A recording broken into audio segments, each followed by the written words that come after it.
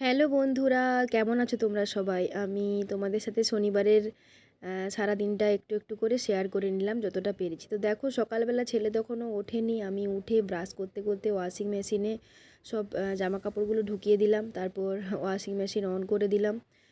দুধ গরম করে বাদাম এগুলো ভিজেছে নাকি দেখলাম, তারপরে শুক্তো হবে বলে ওগুলো সব রেডি করে রেখেছিলাম। আর শাকটা বরকে বললাম কেটে দিতে, ও কেটে দিয়েছে। তারপরে যেহেতু শনিবার নিরামিষ, তো গ্যাসটা পরিষ্কার থাকা সত্ত্বেও করে নিলাম আর একবার। তারপরে কাছাকাছি হতে ব্যালকনিতে গিয়ে সব মেলে টেলে দিলাম। অ্যাকচুয়ালি হচ্ছে আমি না সব কাজ একসাথে করতে থাকি, জানি না কাজগুলোর হয়তো ঠিকঠাক হয় না, বা অনেকের হয়তো মনে হতেই পারে যে একসাথে সব কিছু করছে।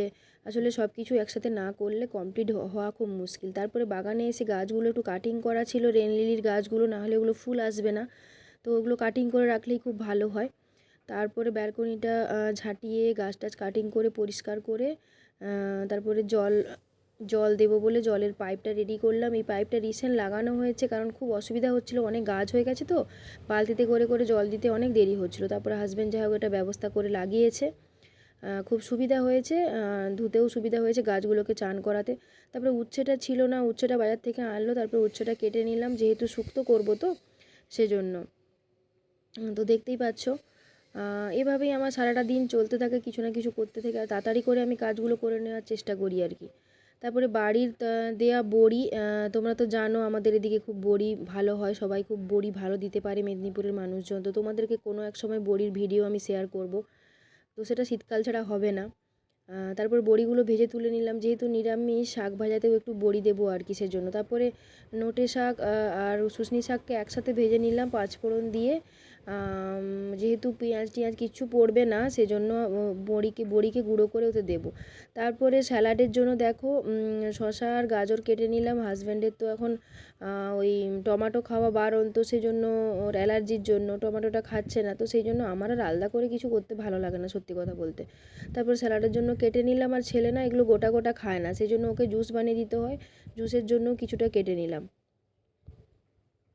তো এদিকে রান্নাও চলছে, এইসব কাজও চলছে। তারপরে আরও কিছু কাজ বাকি ছিল, আমগুলোকে টুকরো করে কেটে নিয়েছিলাম, কেননা আমগুলোকে ফ্রিজে একটু রেখে দিলে না, যখন খাওয়ার সময় বের করে খাই বেশ সুন্দর আইসক্রিম আইসক্রিম লাগে।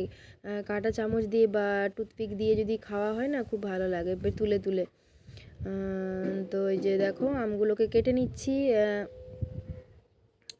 এইভাবেই আমার চলতে থাকে আর কি। যতটা সম্ভব ক্লিপ তোমাদের সামনে তুলে ধরার চেষ্টা করেছি, সবসময় তো সব ভিডিওটা করা সম্ভব হয়ে ওঠেনি, কারণ তাড়াহুড়া করে সব কিছু করি তো আমি, তো সেই জন্য সবটা সম্ভব হয়ে ওঠেনি সত্যি কথা বলতে। তো দেখো আমগুলো তারপরে কুচি কুচি করে কেটে নিলাম। তোমাদের যদি টুকরো করে আম কেটে রেখে ফ্রিজে রাখতে পারো, দেখবে খুব সুন্দর ভালো খেতে লাগে। তারপরে এদিকে দেখো রান্নাও চলছে, তারপরে বড়িকে গুঁড়ো করে নিলাম। এদিকে ছেলেকে পড়ানোর ছিল, ওকেও পড়তে বসালাম।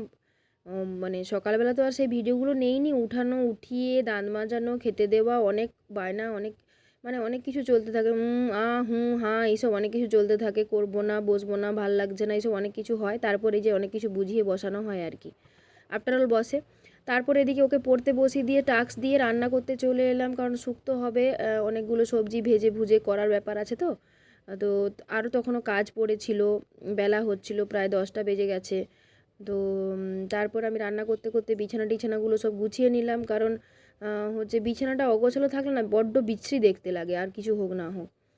তো তারপরে যে পাঁচ ফোড়ন দিয়ে শুক্তোর মশলা রেডি করছি, পাঁচ ফোড়ন, আদা, আর হচ্ছে একটু মৌরি একটু বেশি করে দিয়েছিলাম যদিও সেদিন, আর তেজপাতা দিয়েছি, শুকনো লঙ্কা দিয়ে নাড়াচাড়া করে নিচ্ছি। তারপরে ভাজা সবজিগুলো দিয়ে নিলাম। তো তোমরা কারা কারা সবজি শুক্তোতে কী সবজি ইউজ করো আমাকে জানিও, হ্যাঁ। তারপরে সর্ষে বাটা, সাদা আর কালো সর্ষে বাটা, ওটাও একটু মিশিয়ে নিলাম। তারপরে খালি শুকনো কড়াতে হচ্ছে পাঁচ ফোড়নটাকে হালকা ফ্রাই করে গুঁড়ো করে নিলাম, কারণ ওটা শেষে একটু ছড়িয়ে দেবো আর কি, তাহলে খুব ভালো লাগবে। এসেন্সটা খুব ভালো লাগে পাঁচ ফোড়নকে খালি কড়াতে নেড়ে, ওই এসেন্সটা খুব ভালো লাগে। তারপরে যেহেতু দুধ শুক্তো করেছিলাম, সব ক্লিপটা নেওয়া হয়ে ওঠেনি, যতটা সম্ভব আমি নেওয়ার চেষ্টা করেছি। এদিকে রান্নাবান্না চলছে, ফুটতে দিয়ে দিলাম।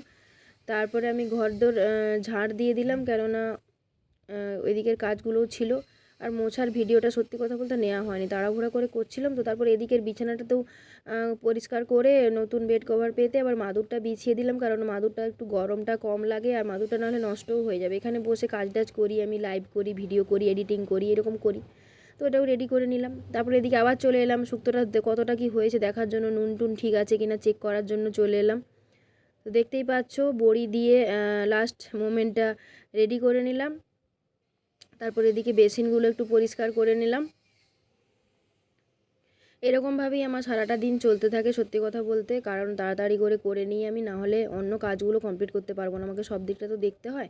তবে হ্যাঁ, হাজব্যান্ড থাকলে অনেকটাই হেল্প করে সেটা। তারপরে যে ঘি দিয়ে দিলাম, দেখো শেষ হয়ে গেছে রান্না, ঘিটি দিয়ে দিলাম, ভাত অলরেডি হয়ে গেছে। তারপরে আর ভিডিও নেওয়া হয়নি।